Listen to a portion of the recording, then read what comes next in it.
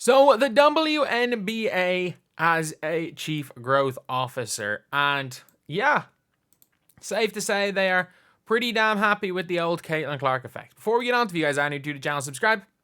We're trying to hit 25,300 by the end of the day, and you guys spoke with your clicks. This is going to be WNBA Central from now on until some stuff in college, and I mean probably I can click by Cooper Flag at some stage. But this is going to be, again, obviously more focused on the WNBA.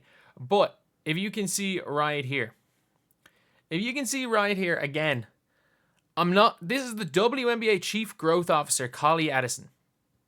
So, Collie Edison is out here and, like saying here, WNBA Chief Growth Officer Collie Edison told Indy Star during All-Star Weekend, and we've really seen it most importantly in viewership. You know, our average viewership numbers are over 1.2 million. That is impressive, to be fair. And so that sort of growth is important because we're opening the apparatus and bringing in new fans. So Caitlin was really a catalyst to bring in a lot of new fans, as well as our other rookies who came in through the NCAA. And like, look, Kate Martin is the 4th highest selling jersey. And to say that, like, it's not an entire effect of the rookie class, and it is, like, it's that translation of viewers. Obviously, again, look, Caitlin Clark has been brilliant. Caitlin Clark has been absolutely brilliant. And look, she is obviously the main job, but to say that it's not more so than anything a correlation, so not a correlation between people that watched college basketball last year and were interested in that and are coming over. It's like the first time, as far as the WNBA is concerned, that they've actually been able to kind of not move on, but they're able to get those fans that have been there for college, like bring those make the UConn fans of the WNBA when they get there. It's the first time they've really been able to do that. So, like, it is very, very impressive. And to say that it's entirely her fault isn't, like, look, or like, not entirely her fault, entirely down to Caitlin Clark. I think it mostly is. It's obvious, like, if you're saying that, you're just lying if you're saying it's not mostly caused by her. And, like, that's the thing, is, like, the Caitlin Clark effect. The Caitlin Clark effect was why college women's basketball was the most viewed it ever was. That was why. The Caitlin Clark effect. That was the big reason for that. And if you guys don't know, before the Caitlin Clark effect, as I've said plenty of times, it was the Paige Bueckers effect. And that is pretty much it. Like, I've seen videos that people are being like, oh, Paige Bueckers could be better than Caitlin Clark. And I'm probably going to make that video today because there probably will be like 2 to 3 WNBA videos a day. I'm going to effectively take this month off. Like, basically take it off at this stage. But yeah, I would say that it was the Paige Bueckers effect, especially when we were all trapped inside. Like, we can't forget, like, 2021 was not that long ago. How many people were watching Paige Bueckers back then? And then in 2022, when Paige Bueckers was injured, I think, or did she play that year? Caitlin Clark had a big year. And her sophomore year was brilliant. And in 2023 was like the best NCAA tournament an individual has had in my lifetime. And I'm including Kemba Walker. I'm including the cardiac Kemba run.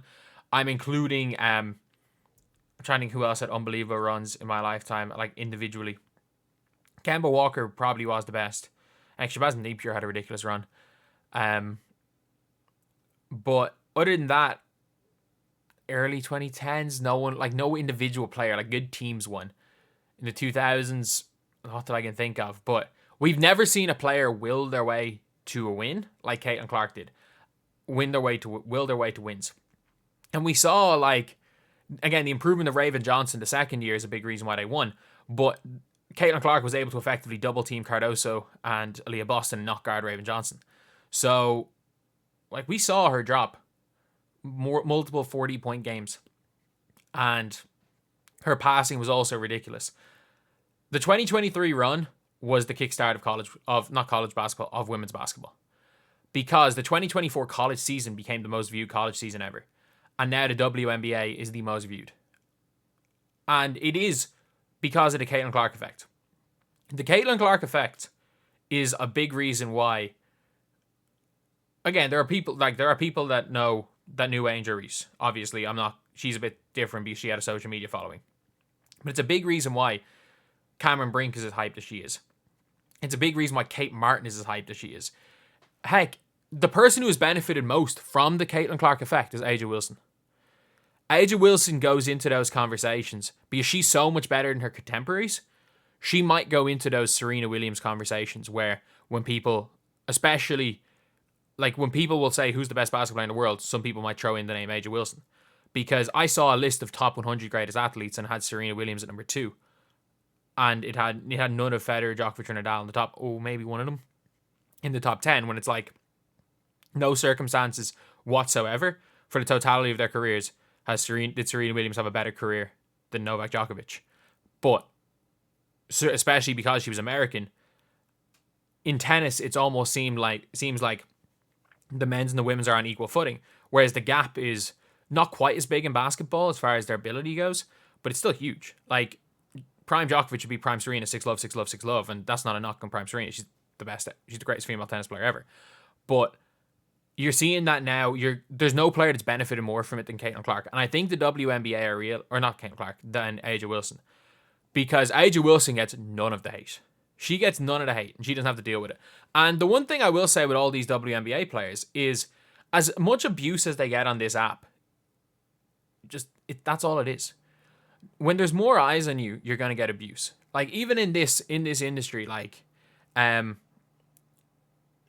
if this channel grows to 200,000-300,000 subscribers, I'm going to I'll probably not even delete my Twitter, probably delete the Twitter app from my phone. If I'm tweeting, it might be on a computer. I'll probably delete the Twitter app from my phone if that happens, because it's just gonna be annoying to look at. Like, as someone that's from Ireland, I can see any celebrity, any person that gets big on social media in Ireland just gets abuse from Irish people. Heck, Togden is probably the worst in the football scene, or Mark Goldbridge gets it as well. So it's like, when you obviously get to a state of celebrity, you're seen as fair game on social media. And unfortunately, WNBA players, a lot of people see them as fair game. So that is the one issue with the growth. But at the same time, the Caitlin Clark effect has helped everybody. Obviously, it's helped Caitlin Clark. But being a part of being there for the ride is also going to help yourself. And that's why I say, like, free agents should look to go play with Caitlin, because if you ball out, like, you can't say Aaliyah Boston has not quadrupled her fame in the last year. And the fact is, like, Aaliyah Boston is hooping. She's absolutely hooping right now. Started the season horrendously, but absolutely hooping. So anyway, yeah, that is the video, lads. Thank you guys for watching. Please like, comment, and subscribe.